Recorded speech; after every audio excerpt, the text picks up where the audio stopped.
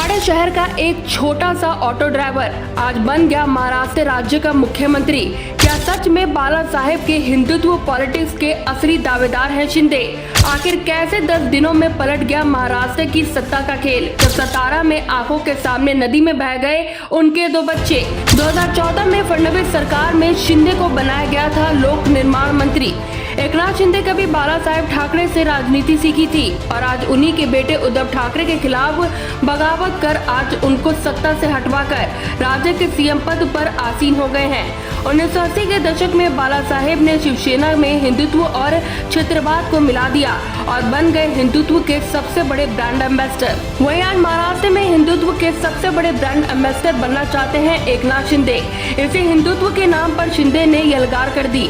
Party से विधायकों को अपनी पाले में किया, नंबर गेम में आगे निकल गए, जिसके दम पर आज वो सीएम बन गए हैं। मुंबई में लगा हुआ है ठाणे शहर। 80 के दशक में यहाँ का एक ऑटो ड्राइवर आज की तारीख में महाराष्ट्र के महासमर का सबसे बड़ा नायक बन चुका है। महाराष्ट्र के सतारा के रहने वाले एकनाथ शिंदे ने भले ही स्कूली शिक्षा की शुरुआत अपने गांव से की थी, लेकिन सियासत का कहरा उन्होंने ठाणे में ही सीखा।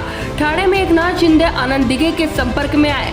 90 के दशक में आनंद दिघे को ठाणे का बाल साहेब ठाकरे कहा जाता था। दिघे की अंगुली पकड़कर एकनाथ शिंदे सियासत की सीढ़ियां चढ़ने लगे। शिंदे ने 33 साल की उम्र में सियासी पारी की शुरुआत की और 1997 में ठाणे नगर निगम में पार्षद चुने गए। सियासी पारी शुरू करते ही शिंदे को बड़ा पारिवारिक झटका तब लगा जब सतारा में आंखों के सामने उनके 2 बेटे शुमदा और दीपेश नदी में डूब गए। शिंदे राजनीति छोड़ अपने गांव की ओर रुख करने का मन बना रहे थे, लेकिन आनंद दिघे ने उन्हें समझाया, हमेशा के लिए ठाणे छोड़ने से रोका। शिंदे मान गए। 2001 में नगर निगम में सदन के नेता बन गए। एकनाथ शिंदे अभी सियासत में पूरी तरह से जमे भी नहीं थे कि 26 अगस्त 2001 को एक हादसे में आनंद दिघे की मौत हो गई। उनकी मौत को आज भी कई लोग हत्या मानते हैं। दिघे के निधन के बाद पूरे ठाणे इलाके में शिवसेना के नेतृत्व में खालीपन आ गया। पार्टी की पकड़ कमजोर होने लगी, लेकिन बाला साहेब ने एकनाथ शिंदे को ठाणे की कमान सौंप दी। ठाणे की जनता भी दिघे के शिष्य को हाथों हाथ लिया। जनता का भी उन्हें प्यार मिला और पार्टी का परचम पूरे इलाके में फिर से लहराने लगा। विधायक बनने के बाद एकनाथ शिंदे की पार्टी और संगठन पर पकड़ बढ़ने लगी, साथ ही मातोश्री के साथ नजदीकी भी।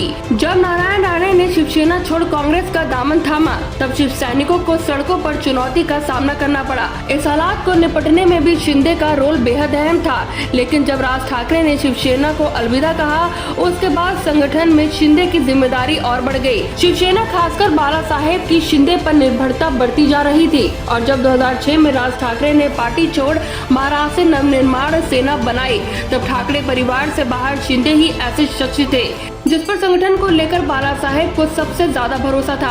कहा जाता है कि कांग्रेस जो उक्त सत्ता में थी, उसने शिंदे को मंत्री पद का ऑफर दिया था, लेकिन उन्होंने साफ इनकार कर दिया था। 2014 में जब बीजेपी शिवसेना गठबंधन की फडणवीस सरकार बनी, तो शिंदे को लोक निर्माण मंत्री बनाया गया था। 2015 में जब तत्कालीन सीएम देवेंद्र फडणवीस ने 12,000 करोड़ रुपए के नागपुर मुंबई एक्सप्रेसवे की घोषणा की, तो उन्होंने अपने पसंदीदा प्रोजेक्ट को लागू करने के लिए शिंदे को चुना और यही वो दौर था जब धीरे धीरे शिंदे की फडणवीस से करीबी बढ़ती गई। 2019 में महाविकास आघाड़ी की सरकार बन गई। सरकार में नंबर 2 की हैसियत थी। सीएम उद्धव ठाकरे के ठीक बाद शपथ लेने वाले एकनाथ शिंदे ही थे। एकनाथ शिंदे को नगर विकास जैसे बड़े मंत्रालय की जिम्मेदारी दी गई, जो आमतौर पर महाराष्ट्र के सीएम अपने पास रखते हैं, लेकिन सियासी जानकार कहते हैं कि एकनाथ शिंदे की शुरुआत से ही महाविकास आघाड़ी को लेकर ऐतराज था। ऐतराज इस बात को लेकर कि जिस शिवसेना के कोर एजेंडे में हिंदुत्व था, वो पार्टी अपनी विचारधारा से ठीक उलट पार्टियों से समझौता कैसे कर सकती है। भारी मन से किसी तरह 2.5 साल तक कांग्रेस से एनसीपी के साथ उन्होंने काम किया, लेकिन जब शिंदे को लगा कि सरकार की नीति हिंदुत्व के कोर एजेंडे पे पूरी तरह से भटक चुकी है,